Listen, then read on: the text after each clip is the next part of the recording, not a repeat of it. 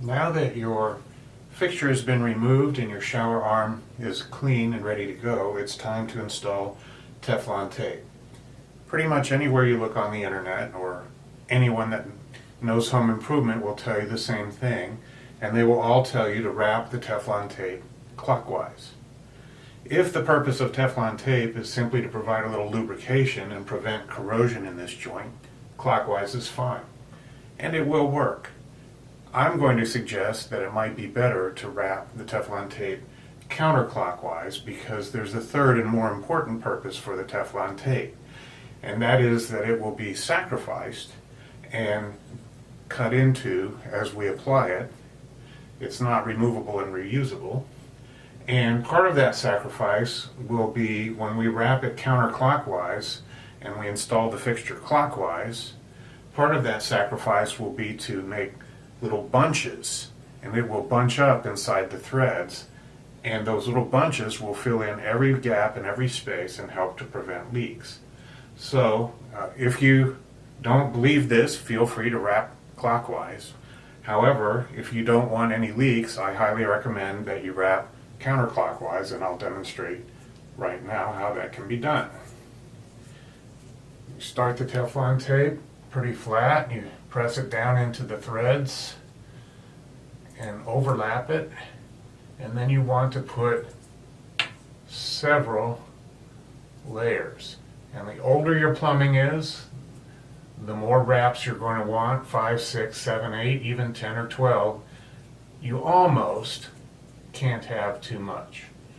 Then simply pull it tight like that, snap it off, and then again, using that counterclockwise motion, you want to press this down into the threads so that it won't unravel, but in fact will shred up and make little micro bunches, filling all the voids when you install your product.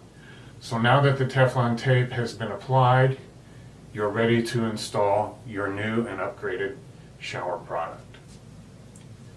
Now we're going to demonstrate how to install an 18-inch shower arm extension.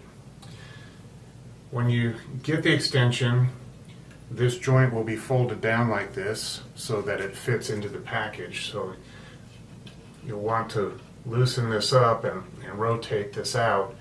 And at this time, you really need to be sure to check inside here. It's very important that there is a white compressible silicone gasket in here. On occasion, these things fall out in the packaging, even though we install them at the factory.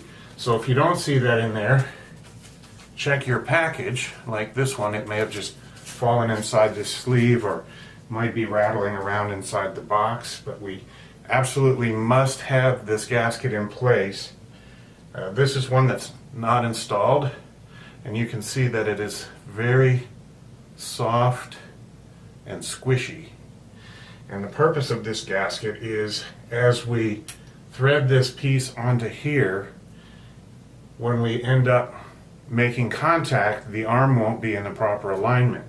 And so we can continue to tighten this arm until it's in the proper alignment, and that squishy gasket will compress and maintain a watertight seal for us. So what I recommend doing is folding this out fairly straight, and you'll feel a little click at each tooth where this engages. And so you always want to make sure that the teeth are fully locked and engaged before you tighten. And then just tighten that just very barely, just enough to hold that in place, and that will help us thread this on. Another thing you want to do is apply Teflon tape to the output side. That's a lot easier to do before it's installed. However, if you forget, you can still do it after it's installed.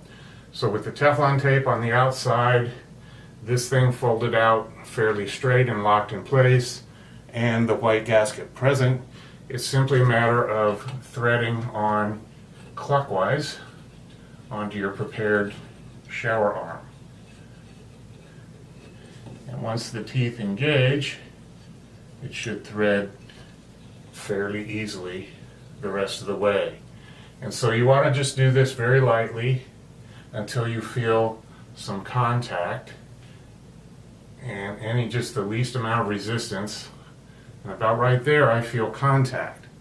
And this arm is clearly upside down. It's not in the orientation we need. And so what happens is, even though I feel contact, I'm going to continue to tighten this. And I feel contact still, but it's a little bit loose.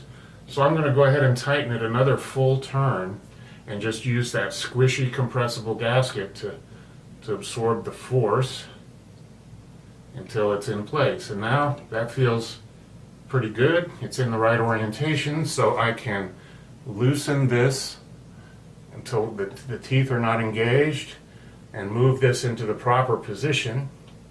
And again, make sure those teeth are fully locked and engaged. If you feel like you'd like to have this arm between two of the interlocking positions, do not try to fiddle with it and get it to go. Because even if you think you've got it sort of locked in place between two of these teeth settings, the running of hot and cold water through this arm will cause minor expansion and contraction, and ultimately those teeth, instead of being completely locked, they're just touching on the tips, and ultimately that's going to slip. And when that slips, it's going to pivot down, and it could damage the wall of your shower enclosure, or if you're taking a shower, could even bonk you in the head.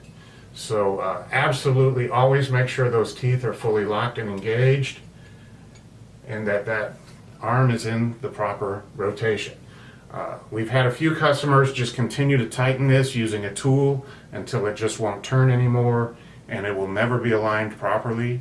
So this does not need to be crazy tight, just tight enough to get up there and not leak. And so this is all good to go to install the shower head on the other side. I've now raised the camera so you can see we have the shower head installed, and that joint is perfectly fine. There are no leaks at all around that joint. The shower head is installed, and we've angled it to the side a little bit, but you can see that it's operating properly.